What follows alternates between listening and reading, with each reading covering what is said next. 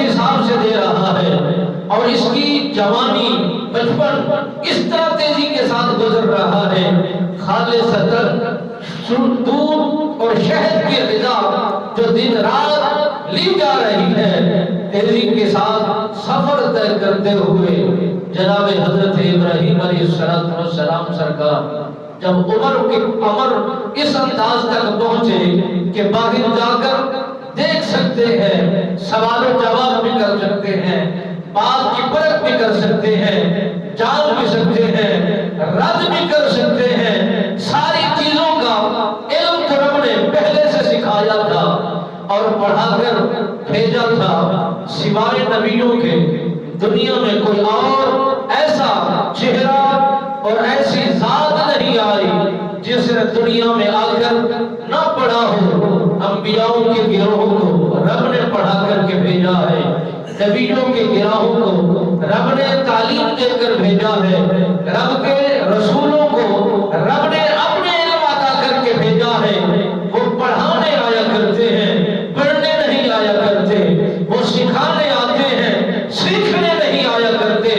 جب بھی وہ قدم جماتے ہیں، پرکھ کر لیتے ہیں آنے والا کیا رکھتا ہے دماغ میں، آنے والا سوال کیا لایا ہے، کرنا کیا چاہتا ہے، سبھی چیزوں کا علم رب نے انہیں عطا کر کے بھیجا ہے۔ کسی کو صحیفے عطا کیے، کسی کو کتابیں عطا کی، اور کسی کو شانیں عطا کی، کسی کو حکمتیں عطا فرمائی۔ یہ سارا سلیقہ، یہ سارا طریقہ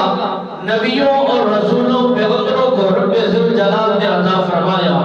حضرت ابراہیم علیہ السلام عمر 8 یا 9 سال کی ہوئی، مورخین نے اس میں روایات میں اختلاف ضرور ہے، بات ایک ہی ہے کہ حضرت ابراہیم علیہ السلام سرکار کی والدہ محترمہ فرماتی ہیں، میں نے اپنے بچے کو غار سے باہر کی طرف لے آتی ہوں، زمانے کو دیکھا، رونق کو دیکھا، خوشحالی کو دیکھا، چہل پہل کو دیکھا، اور لوگوں کے رنگ روپ کو دیکھا۔ جیسے ہی آسمان کی بلندیوں کے طرف دیکھا تو ستارہ چمکتا ہوا دکھائی دیتا ہے۔ فلما جن علیہ اللیل رأى کوكبا، حضرت ابراہیم علیہ السلام سرکار نے آسمان پر ستاروں کو چمکتے ہوئے بھی دیکھا، سیاروں کو چمکتے ہوئے بھی دیکھا، اور قمر کو بھی دیکھا، سورج کو بھی دیکھا۔ آپ کی ولادت باکمال سے پہلے یہ سارا خطہ بابل شہر کا رہنے والے عراق میں سبھی کوئی ستاروں کی پوجا کر رہا ہے،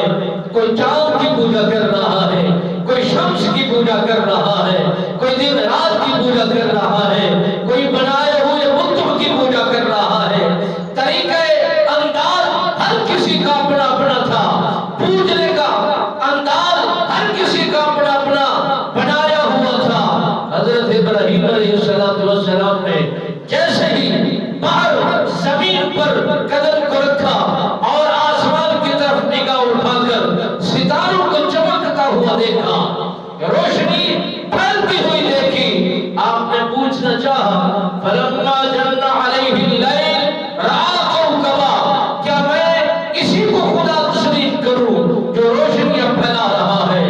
زمانے کو معطر کر رہا ہے،